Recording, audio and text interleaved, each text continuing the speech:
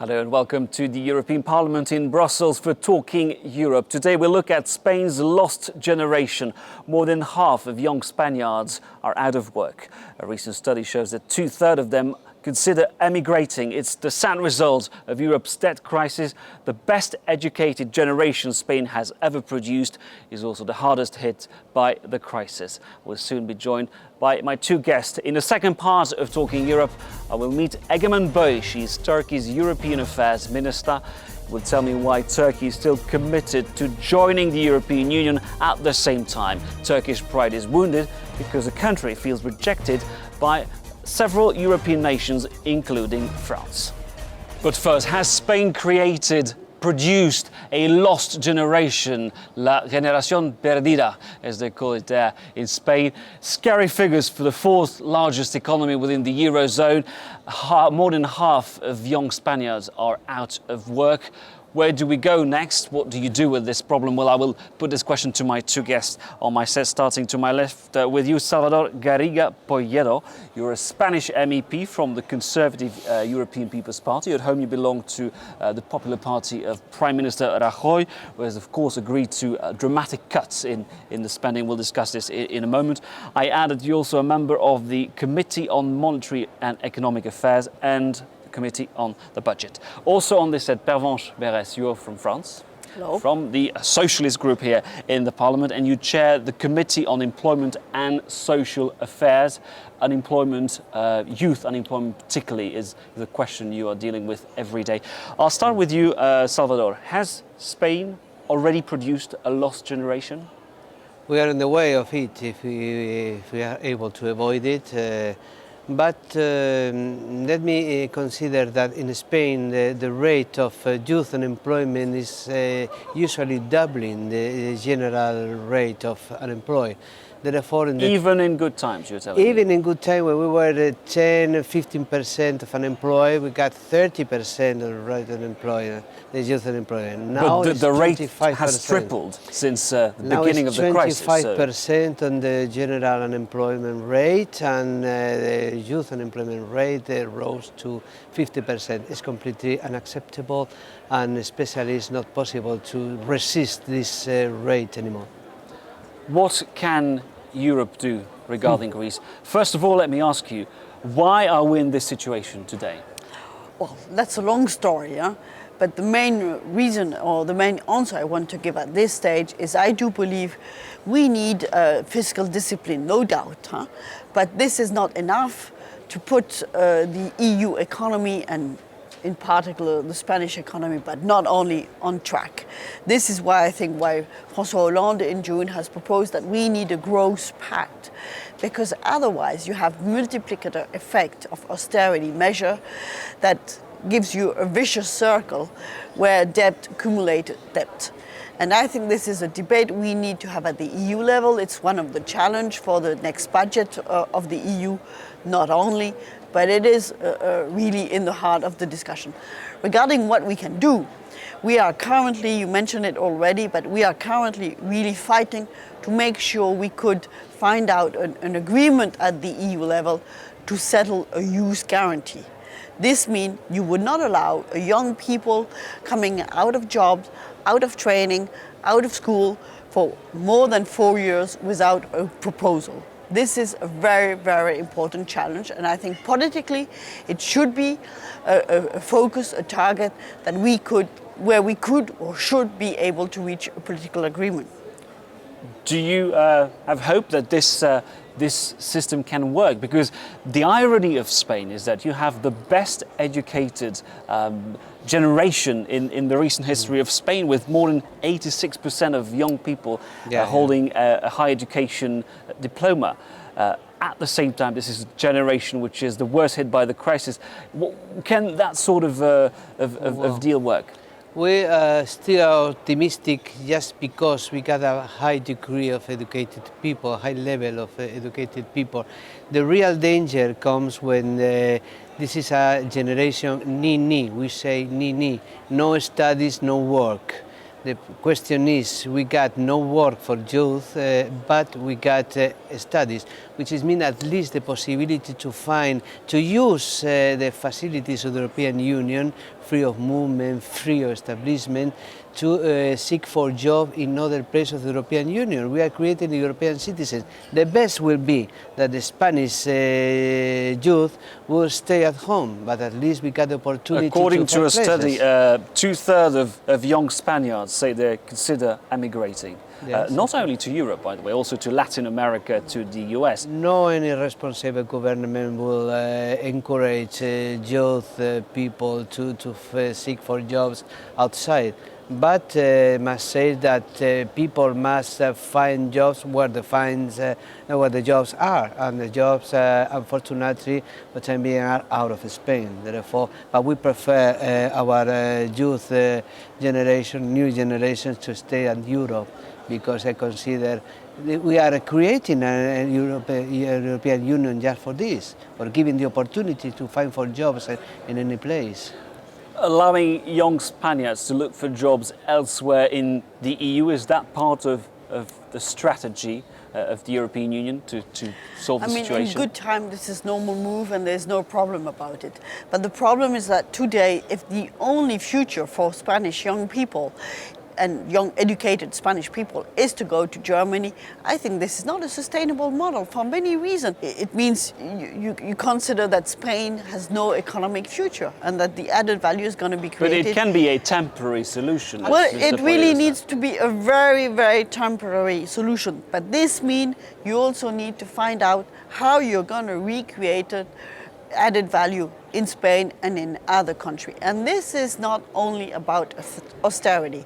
And the risk is that this austerity doesn't allow you to relaunch the whole machine. Because I can see in the reasoning by the Commission, besides fiscal discipline that is necessary, these austerity measures would be a precondition for growth. But I think there's a missing link here, where it's so important that the growth pact François Hollande has put on the table can be and will be completely implemented. Because otherwise, this lost generation you're mentioning, you will get into political trouble about it. Of course, the problem is that there is a lost generation because there are no jobs today. But with the austerity, you also see hiring freeze, for instance, at public research institutions. It means that things like research, innovations are on hold in Spain, and this is bad for the next generation. Yeah, but the question is, there is a financial restrictions, there is no money, and the problem is Spain has not the possibility to finance itself in the external markets because of our spread with the German bond. Therefore, first of all, the path Mariano Rajoy has put on the table is first reduce public deficit, then gain credibility in the external financial markets, and we suppose in 2013, 2014 start creating economic development and jobs. For this we need European Union Growth Pact, 120 billion euros, put forward because of the active role of François Hollande. There is no money on the European budget to pay for this Growth Pact. Therefore, sometimes we are talking on the future. So you don't believe in the figures. Growth Pact? You say it's not I going to work? like to believe, but I see no money.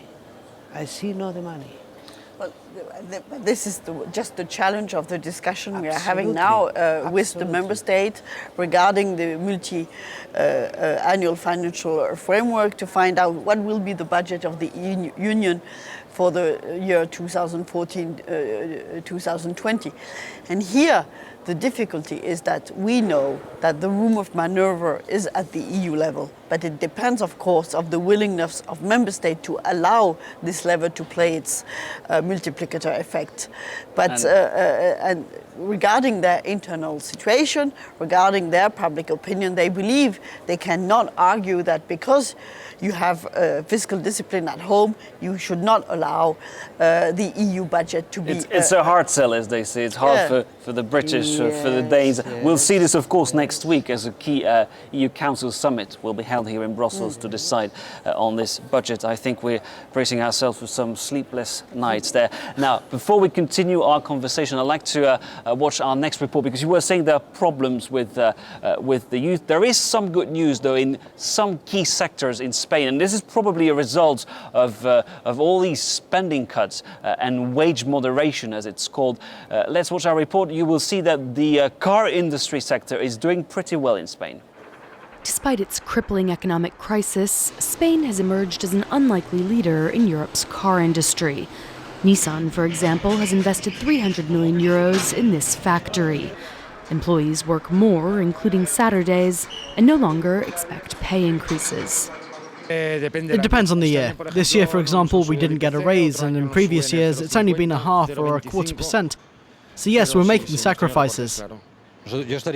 I'm prepared to make sacrifices, but on the condition that we don't lose jobs and keep the factories here open. Some new hires have even accepted lower salaries, an attractive proposition for Nissan, and one the unions have been unable to refuse. Wage moderation is a way to save jobs without penalizing employees too harshly. You have to remember that here in Spain, 25% of the population is unemployed. Labor costs in Spain are significantly lower than in other parts of Europe, 22 euros an hour compared to 36 in France and Germany. A strong argument as Spain seeks to attract even more manufacturers. So our labour costs are more attractive in Spain these days with this wage moderation. Clearly, workers want to keep their job and agree to cuts. Is this the way forward for Spain? Well, we are gaining competitiveness not only because of the salaries of the employees, but because of reform on the labour market Mariano Rajoy did, and the special circumstances of the car industry in Spain. We are not in the new car industry. We got a very long story of car industry in Spain. The particular situation, competitiveness in our country is better than another one. The French always say we need to be more competitive. Apparently the Spanish are doing pretty well there. You have to be very careful what is competitiveness and what you discuss when you're mentioning competitivity.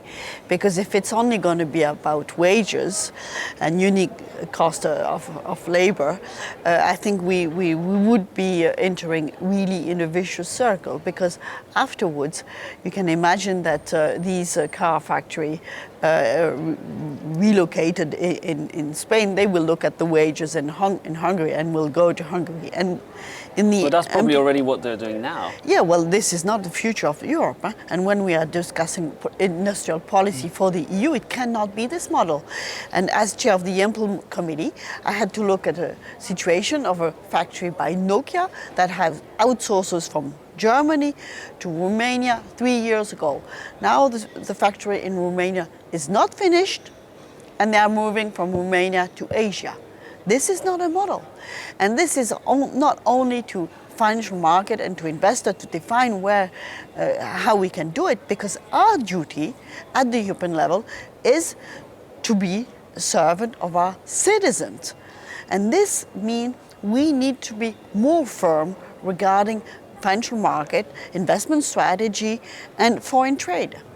And we need to fight against this delocalization, because for the time being, cars are being built in France or in Spain or in other European countries. If not, they will come from China as well. Therefore, we need to gain competitiveness, whatever competitiveness means. Now, before we end the program, I'd like to ask you, of course, this very burning question regarding the bailout that Spain is due to request anytime soon. Now, for 3 months, we're being told it's going to be tomorrow or the day after tomorrow. Nothing has happened yet. What's the mood within the government? You're very close to Mr. Rajoy. Well, do they want to request it? We worked very hard in the last months to gain this external credibility on the financial markets, and for the time being, Spain has already covered all the finances needed, the external financing for 2012. Therefore, we don't need a bailout in 2012. For 2013, the question is... So there will be no bailouts until the end of this year? Absolutely not. I don't consider there will be, because we have no need to more more external financing in 2012. 2013 will be another story, and it will depend on the condition to be set by the European authorities and how the spread on the Spanish debt and the German bond is going to develop. Who knows? For the time being, we don't need this bailout. What is your view, Pervenche Perez, regarding Spain? Well, I think as long as they can go on their own, it's much better. I mean, when you see the result of the Troika in Greece, don't tell me it's a success. Huh? It's not a success story. What we can do to have solidarity at the EU level is okay. When you want to impose a reform to someone, modern education tells you it doesn't work so well. Huh?